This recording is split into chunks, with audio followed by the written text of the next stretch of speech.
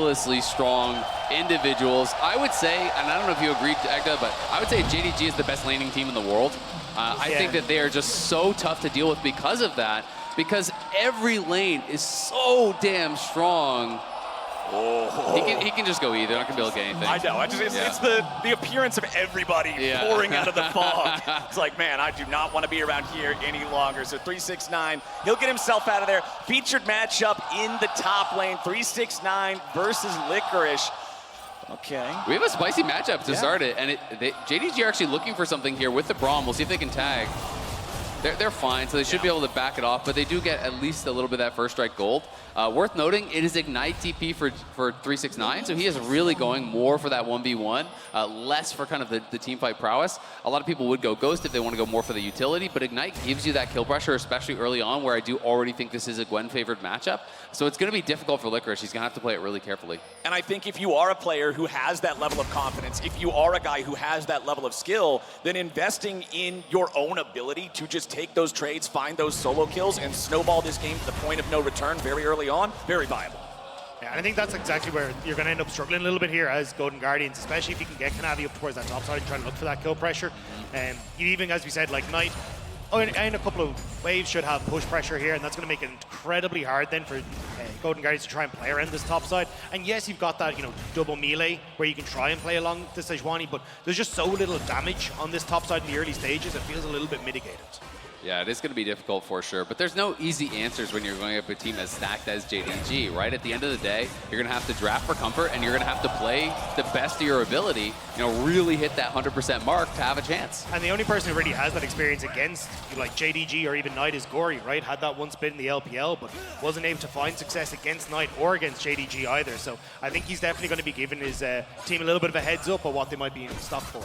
And as we're waiting to get into like the first big play attempts being made really anywhere across the map, it's important to note that both of these teams are the fastest in their regions. Golden Guardian has the fastest average win time. JDG just has the fastest games. And so it's really important for Golden Guardians to make sure that they're not just playing afraid as well. Yeah. Yes, you have to be respectful, but they still need to be making attempts. This is a team that is not afraid to leave their lanes, try to roam around and force things to happen, and I think that's kind of what they would have to go with to try to catch JDG off guard. Yeah, the hardest part of JDG is that, as Isaiah was kind of mentioned earlier, they're so strong in lanes. Like, they love playing around 369 and Knight, around that top side with Kanavi, but they just end up leaving Ruler and missing on this bot lane, and they've been incredible at just orchestrating their own leads. Like, when you look at it, 15 CSD on average at the 15-minute mark for Ruler in that bot side. It's been insane to see how those individual lanes have stepped up for JDG. Yeah, River's up to the top side, but you got to be careful when you're low HP against an Ignite Gwen like this.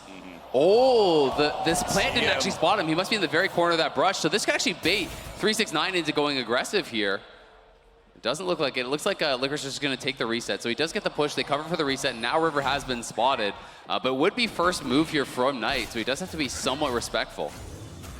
Back through in mid lane, Kanavi's just going to force Gory back here a little bit as that topside Scuttle Crab goes over to the Golden Guardians. You can see the TP being used from 369 just to get himself back to lane. Licorice doing the same thing, so both of our top laners going to go ahead for that first back here already. Neither one of the mid laners has done so yet, but with both currently channeling their recalls, all four of those solo lane teleports are going to be pretty synced up. Very important for here 5 or 6 minutes from now to see when those are going to get involved again. I like what Kanavi's doing at the moment, though. So obviously they trade Scuttle Crabs on the map, but he's getting deep vision now onto the Sejuani camps respawn on the bottom side. And a huge amount of this is kind of leaning into what we're talking about, is trying to use the push that Ruler and Knight will have to move into that and see if they can take over the map. Yes, the wave is pushing away from them now, but Ruler should be okay. Oh, nice engage there from Huhi. Missing, going to get caught by the hook, but that means they can't really do a whole lot more. It is Braum, pretty easy to disengage from that one. Yeah, and I think this is more of just a coverage play here. 6A is actually pretty low on health and doesn't have a potion remaining, so I was thinking he was just going to try to help them push it out. Does at least get that ward in Tri-Brush, so Kanavi will be spotted, but now they're in this awkward position where they are going to have to back it up, knowing that the jungler is in the area, but the wave is not in a great spot here, and it's not a cannon wave, so if you base it now, they could just hard shove this, and you are going to miss quite a bit. And it looks like, unfortunately, that's kind of where they're at. You can see stixae channeling the recall now, who he's just going to occupy as much time as he can from JDG, who will get this shoved in. Jinx rockets make it pretty easy to blast down that back line. Yeah. And with this about to collide into the turret, it's exactly what you're saying, man. They force Golden Guardians back. They make stixae lose some of those resources. Yeah, he's going to lose at least a full wave, if not more. You know, that's about 2 waves worth that are actually crashing right there. And you can see just the CS difference is already 20 off of that. You know, it was a lot closer earlier on, but a good little bit of pressure. The recall not able to be stopped here, and we'll see if stixae can get any of this. Yeah, you can see who he was trying to wait for when one player had already recalled, hit that magic sweet spot of just a fraction of a second to stop the other recall. Unfortunately, the timing not there means that nothing good comes of it. Golden Guardians behind a couple hundred gold here, but not a whole lot, as we're still 0 kills in 6 minutes into the game. Nobody's really been able to find a whole lot just yet. First Drake is the Hex Drake down there in the bottom side. We'll see if anybody pays attention to it. Golden Guardians in particular, not a really Drake-focused team. You see Kanavi keeps thinking about going for these plays on the top side, but it's just not quite working out. Trying to see if he can cover for Rivers plays potentially here, but we'll spot out Licorice now as he starts to make his way in, but should be totally fine. At least you don't get the ward down to spot out exactly where Kanavi is. It is also interesting that Kanavi's actually playing First Strike, so he probably is going more of that AP style build, even though they do have the Gwen. So it is going to be much more about that poke, you know, between the poke from the sapling, the poke from the Jace, the long range from this. Oh god, 6A is very likely dead. Flashed away, but it's not enough. The chompers are behind him, and Jinx is in front. It's first blood over to Ruler. Ruler just about able to get forward to get the chompers down to make that awkward, but stixae just barely clipped by missing, and it sets up beautifully for the first blood. Yeah, I'm not even sure how that initial play began, because Hui wasn't there with him, so stixae pretty far up in lane. It does cost all 4 summoners from JDG, but they get the first blood, and they get it on Ruler, and stixae is now completely out of this lane. This lane is beyond over. You're down about 30 CS, plus your opponent has first blood. It's not going to be something that you're really going to be able to come back from in that 2v2. So stixae is just going to be relegated to just trying to accept whatever waves are pushed into him and really going to be on that back foot. And that's rough in any game, but especially when you look at the composition Golden Guardians are playing in this game. 3 meatballs meant to protect an Aphelios, and if Aphelios isn't relevant, all of a sudden, what's the rest of the comp even going to do? Yeah, what are you protecting? Yeah, and I mean, it's only going to get worse from here, especially as you can look towards Kanavi starting to move down, looking for dragons at level 6, but you're just going to get the replay here, so just hops forward to a minion. stixae way too far pushed up in this. Yeah, stixae saw him. You know, it was. I thought it was going to be something like where stixae stepped forward to actually hit the minion, and then he jumps over the wall and actually gets him. But you know, in this case, he had vision of him, so just not respectful stuff. And you can kind of see a little bit of a smirk there. It looks like on Ruler's face, and stixae knows he definitely messed that one up. But Golden Guardians will be able to secure the dragon, so nicely done from them on that bottom side. But it's already a 1.4k gold lead, and we're only 8 minutes in here. It's going to be a problem for Golden Guardians. Golden Guardians can at least take that consolation prize with the dragon. 8 minutes in, so not exceptionally early, and they still have to deal with the problem of you're only 1 Drake there. So if they keep building gold up gold up against you like this, well, you're not going to be able to continue just walking in and taking. And I imagine that they'll be able to move up towards Riftchild here as well for JDG. You can see the resets from Ruler are missing on the bottom side. Kanavi's already up here, so they can start to rotate towards mid and make sure that they've got the quicker move as Kanavi already moving over. Yep, you can see the pathing from Ruler and Missing, just heading straight up into the top side there. Kanavi now inside the pit, throws the sapling over the wall to give him an extra heads up if Golden Guardians are moving up behind that pit instead. As Licorice gets into the 1v1 with 369, but it's not a fight that he's winning, especially not with Kanavi on the way. 369 drops the ignite, forces out the flash from the Golden Guardians top lane. Yeah, Licorice had to flash there. If he got hit by the slow, that would have been a disaster as the rest of JDG were on the way, but now Golden Guardians trying to contest. Golden Guardians looking for the engage. Who he's already found it. They go in. They manage to find the kill on Ruler, and the Golden Guardians are on the board. A big hook there from Hui. Flashes in, finding Ruler who had no sum, so they're going to get that kill. And they should be able to claim the Herald here as well. So Golden Guardians going right at him, not shying away from this fight. They knew they could capitalize on the fact that those summoners were missing. And it is 369 cheating down. It looks like JDG potentially want to re-engage here, but 369 does not have his ultimate, neither does Kanavi. Ruler is also on the bottom side, so be a bit of a weird one if they wanted to. Missing stepping forward, yeah, I think he's just going to go top side, but he might get caught. Yeah, it's a little bit of a weird pathing though. You know, JDG were kind of like, Ruler's heading bot, but JDG were still hanging around in the area. Support's still staying in that area. So potentially Missing was worried about a collapse onto 369 because he was trying to reset that wave. So staying top to maybe just cover him. It kind of baited Stixay to move back up towards the top side as well. So you're actually going to get a bit of free time now for Ruler on the bottom end of the map. So at least it does kind of work out slightly for JDG where they get at least that play back. But big win for Golden Guardians managing to get that ripped out. Yep, Golden Guardians still about 1,000 gold behind, but with the Herald and the Drake now in their pocket, it doesn't feel quite as bad. We'll have to wait and see what sort of situation they're going to use that Eye of the Herald in to see how much value they can get from it. But River now looking for an opportunity on 369 here. No Ghost, no Flash, no defensive summoners available here for the Gwen. He will not escape, and Licorice gets the kill. Well played by Golden Guardians. They get that Herald, they get a kill back on this top side. The entire gold lead is Ruler, so Golden Guardians can fight anywhere that Ruler is not and be on even terms, right? And they are not shying away. They're trying to attack these missing summoners, attack these missing cooldowns. 369 had really overstayed his welcome. You know, Missing was up there for a while, helping him to reset the wave, but he greeted, potentially trying to finish another item and tried to push out that X wave. Gets killed for it. And I mean, we might even see the punishment now again on the bot side. River immediately moving in here. Ruler's flash isn't quite up, does have the Ghost available. River looking for the engage here on bottom side. They missed the Glacial Prison, but they got the follow-up coming in from Nautilus. Ruler tries to get away, but he goes fishing, and River lands him a kill. Second death on Ruler this game. He finds Kanavi and also Missing. They're just going to continue to push in. They can easily take these plates here. And the Herald comes out.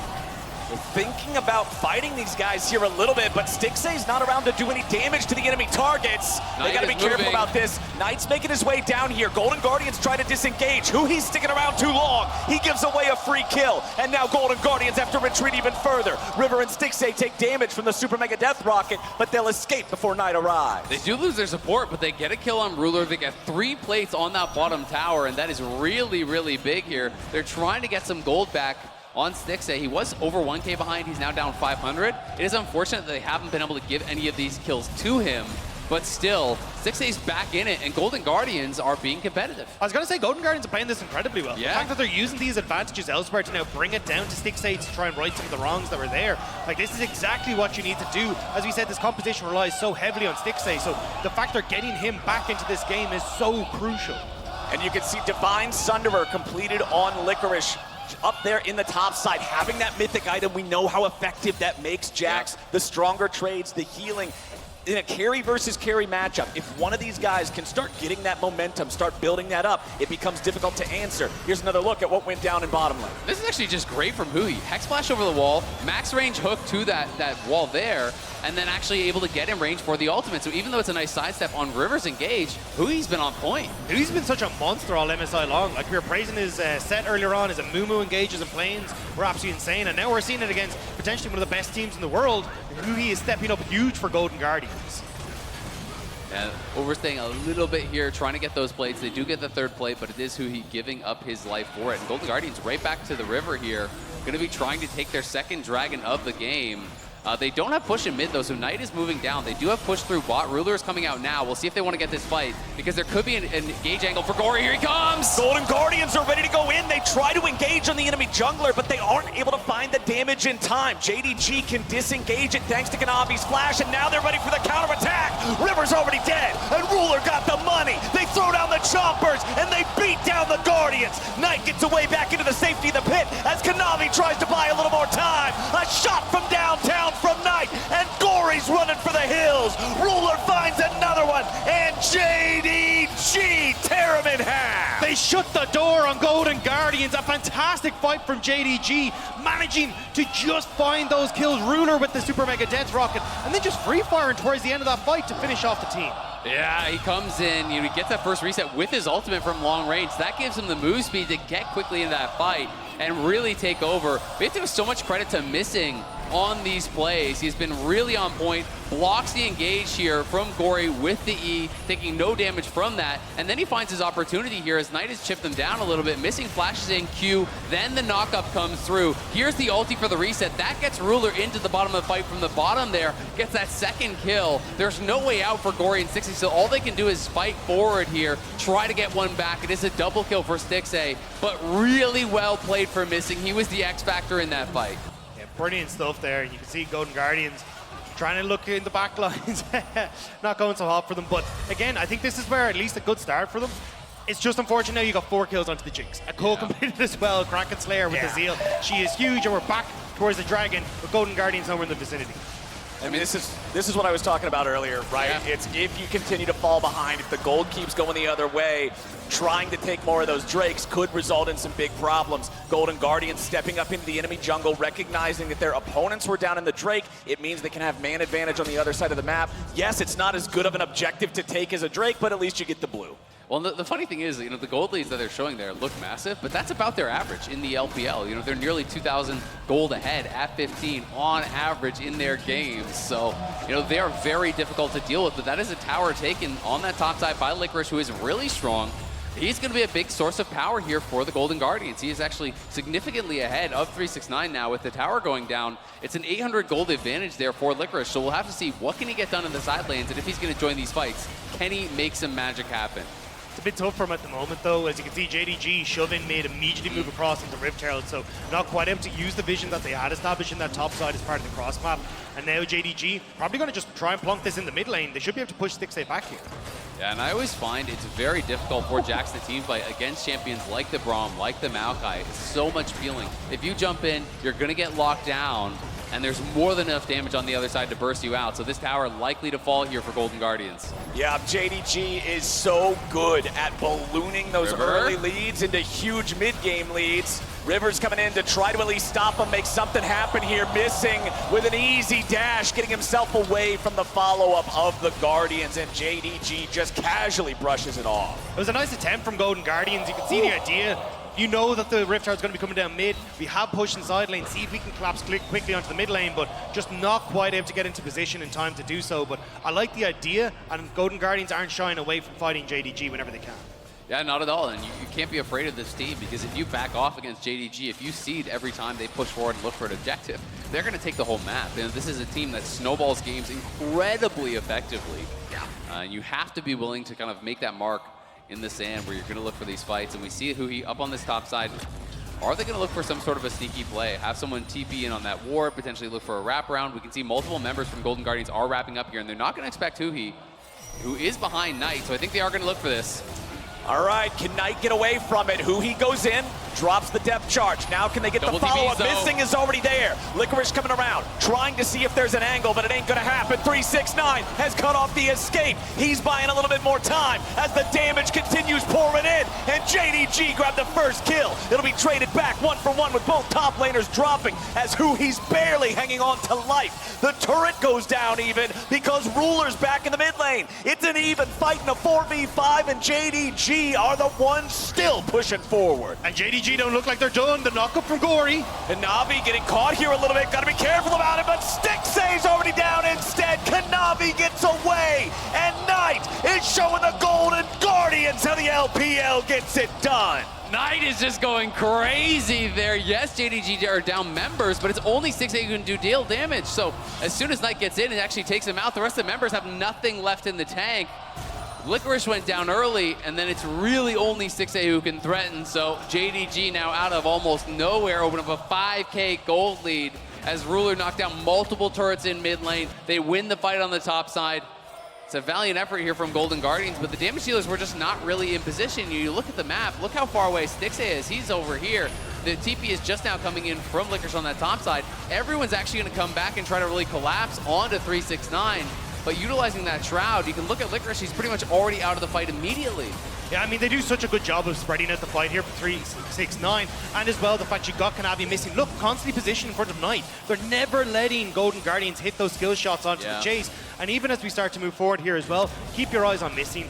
As JDG start to go low here, with Gory getting a really smart knock-up here, missing again, hopping in front of Kanavi to make sure that he was able, in front of Knight to tank the hook there, to make sure that Knight was able to escape and keep that damage hook. Yeah, I mean, Knight was just never really threatened. He's on that left side, he flashes in after that, it was missing in Kanavi in that brush, and Knight, he is the one that you have to deal with. And you can look at the damage tell, 4,300. Knight did about as much as the entire Golden Guardians, it feels like, on that team. And the important thing here is Ruler's at 0 because he wasn't even there. That entire sequence was JDG making a 4v5 play overall while Ruler was collecting money back in the mid lane. Nearly a 6,000 gold lead now. Baron's going to spawn in 10 seconds. Next, Drake is spawning in 15. And the Golden Guardians are unfortunately at the point of the game where contesting anything in neutral territory is just a steep cliff. Yeah, I mean, after the play goes bad on top side, now Licorice likely to die here on the bot side. I don't think there's any way he goes home, man. Knight is just there and ready to pick up another kill. You know, Golden Guardians were keeping it competitive, but after that failed play on the top side, that was really them kind of betting the game, it feels like, on that. They had to make that play work. If you're not going to respond to mid lane, you give up multiple towers there, you lose on the top side as well, you lose the tier 1 top, also to Knight, who stayed around after that. Now you lose the Dragon. It's like a 2,500 gold lead just between the ADs at this point. Monumental gold lead in the mid lane as well, and your top lane advantage is gone, so Golden Guardians have lost all edges in this game. And it's only going to balloon further. Once you've lost 2 towers in the mid lane, it's so difficult to hold on to these tier 2s as well, because JDG can just take the quick route across these towers after they push in the mid waves. And we already talked about the range on them. The siege potential on JDG with the composition they have is so disgusting, let alone 369 having pressure on the side. It feels like at this stage, Golden Guardians, as you say, they kind of risked it all, but it just didn't come up for them. And I'm glad that at least they tried something. I'm glad they took some sort of a risk, recognizing it was going south way too fast. Yeah, it didn't work out, but it's better to at least put up a fight than just hope that they mess up. Because a team like JDG is not going to casually throw the game against you for no reason. Yeah, absolutely. I mean, in the first 15 minutes of the game, Golden Guardians were staying very competitive, but JDG really showing their class. They're just outplaying in these team fights, and it's a trend we've seen, you know, for 4 days in a row now, where these LPL and LCK teams, you know, in the key moments are just outplaying their LCS and LEC counterparts in these fights. They're finding better coordination, they're finding better map movements, and if you go for these fights, and if you're trying to force, you know, team fights over and over and over, these teams will kill you through side lanes. And I think, Navi actually gonna go?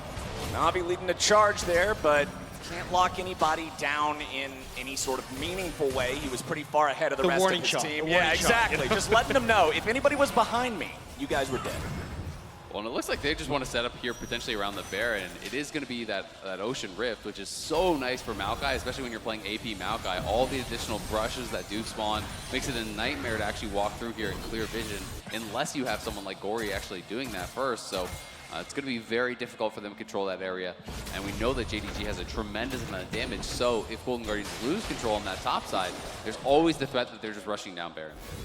And when you look at JDG, they're number 1 or number 2 in a lot of stats in LPL, and their objective control is no different. These guys are absolutely adept at controlling all neutral objectives, Drakes, Heralds, Barons, and for Golden Guardians, that's why I had to bring it up earlier. These neutral objectives are so hard to fight for in this game state, but Golden Guardians are getting into it now a little bit. Missing here on the front line, picked up by Stixay. Golden Guardians get 1, but JDG doesn't want to just let him get away with it. Stixay's got 200 HP. He tries to disengage, and 369 forces the flash. And no one's blocking those shock blasts for Stixay. You know, you have all these meatballs on the team here. You talked about the juxtaposition on the other side where everyone is just stepping forward and blocking things for Knight. No one was doing that for Stixay. He shouldn't have had to use either summoner. The only reason he does is because no one blocked the shock blast coming through from Knight. And now they're just going to go straight back to that Baron. Sure, you got the kill, but you lost out on the trade. Golden Guardians should be aware of this, so they're going to have to try to get out here as fast as possible. We'll see if River can make some magic happen. River hoping to maybe find a miracle steal, but no, sir. Kanavi's got the smite, he's got the confidence, and they pick up the kill on River for the cherry on top. It was a nice attempt, but there's not really much you can do now. Gory might be in trouble. Gory trying to get away from the collapse of JDG, but it's the Golden Guardians who are falling to pieces. 369 picks up his 3rd kill of the game, and a Baron-empowered JDG can push down mid. Knight recalls, but he has his teleport to join back up, drops it on the minion as soon as it gets to the turret, just guaranteeing they can push into the base now. River's back in 5 seconds, but Gory's still dead for 25 more, and JDG is already 10,000 gold up. They're pushing straight into the Nexus turrets. The Maokai ulti goes down. They find plenty of damage onto Hui, onto River. Hui barely gets out, and River's at 100 health. Licorice tries to stand and fight, but the Jax is down, and Knight is unstoppable. JDG take game 1 and smash the Golden Guardians. An incredible performance from JDG. A lot of people waiting to see exactly how they would look showing up at the international stage, and they are looking absolutely spectacular. The golden left hand walking off stage there with a big smile on his face. I mean, they just crushed them. The way that they snowballed that game, once they got that big advantage on the top side, it's really, incredible to see how fast they're able to push the pace of the game, how quickly they're able to snowball these advantages, and take what looked for, 15 minutes to be a fairly competitive back and forth game to a Nexus explosion within 10 more. It's just insane. There's a reason they are the fastest team in the LPL. I want to give credit to Golden Guardians for trying to box with them a little bit in the early game. JDG is a team that's frightening throughout the entirety of a match of League of Legends, but particularly early, and Golden Guardians didn't back down from it. But it's JDG's coordination combined with the individual skill levels, Dag, that you were pointing out missing, and the fact that everybody was blocking for each other. Isaac, you looked at missing in particular, and his movements in that river fight, and how those were able to turn things around to get those carries going. And when these guys work together, it's like one person controlling 5 champions, because everybody's doing exactly what they need to do for the team. I mean, it's so unfortunate for Golden Guardians, because I actually think they did put up a really good fight in the early stages. Just the fact that, they fell behind early in that bot lane with initially losing that big wave, then Stixxay giving over that kill. If they had actually held that together for just a little bit longer, I really think this could have been like a really good showing for Golden Guardians. It's just so hard though, man. I know, Ruler and Mizzy are so damn good in the 2v2. They do this to everyone. This is a team that on average was up 15 CSD, at 15 in the LPL against some of the very best duo lanes in the world. These guys just make it look easy. So every tiny little mistake that you make is going to be punished to the maximum here against JDG. Well, JDG are playing fast and they're playing scary, exactly like we thought. And to break it all down, let's toss it back over to the analyst desk. Thank you so much, Captain Flowers. It's also awesome to hear your voice here at the Copper Box Arena. By the way, you didn't have to use it that much. The game was not that long, and unfortunately for Golden Guardians, it was very convincing out of JDG, actually what we've come to expect. And I feel like the consensus here on the desk was, don't try to play standard because it's not going to net you a lot of advantages. So we did see a different draft. Golden Guardians, sometimes they do this, right? But where did you land on the ideas that they brought to the table? So I actually like the Sion Flex. I think it worked out relatively well. And Gory, even though his laning wasn't great, did find a couple of decent flanks, even if they were a bit disjointed. But after the Braum was locked in, I think that the Jax specifically didn't really hit the mark for me. Playing Jax into Gwen might sound good, but playing it into Braum and Maokai does not sound good at all. And with that, they really kind of pigeonholed themselves into a really short-range composition. So if you start falling behind, you're trying to hard force fights, as the cast pointed out, with missing on Braum, good luck. Yeah, Braum is the most valuable pick here, I think, in the draft. With the flex in mind, I think another thing that we have to call out is Chovy, right? Because even though I thought River's attention to his lanes and where he needed to be was good, he did look for stuff topside to try to snowball that. Chovy covered him so well and was tracking him the entire time, so he was not really able to kind of hard snowball the matchup. If you're doing that kind of flex in draft, the whole idea is that you're going to try to get